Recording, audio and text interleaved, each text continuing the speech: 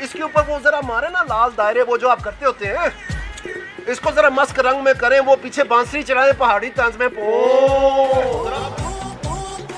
दिखाए ना जरा, बार बार बार करें इसको लाल रंग, वो करे ना यार, ऐसे ना करे ना यार। इलेक्शन कमीशन में पीटीआई की जानिब से बैंक अकाउंट्स की तफसीलात और तौहीन अदालत की दरखास्त पर जवाब न आने पर दानियाल अजीज आपे में न रहे। क्या इसने कारनामा किया था कि इसको ये बड़े बड़े ड्रिपे और टीके लगने शुरू हो गए कि ये ठीक 1-2 साल में आके हुकूमतें भी बना रहे थे और इस्लामाबाद भी बंद कर देते हैं और सारे ऐसे हाथ बांध के देख रहे हैं।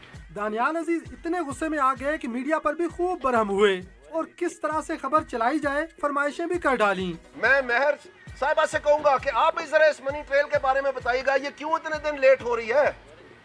मैं रिक्वेस्ट करूंगा वो जो 3 बैठे होते हैं उनको भी कि ये नहीं ना, ये आपका ये बैलेंस है सबका। मुस्लिम लीग नून के रहनुमा दानियाल अजीज ने कहा कि इंसदादे दहशतगर्दी अदालत ने इमरान खान के वारंट जारी कर रखे हैं, वो इश्तिहारी हैं। कैमरामैन खुरम शहजाद के साथ मोहम्मद बिलाल, डॉन न्यूज़, इस्लामाबाद। ऐसे ना करें ना यार।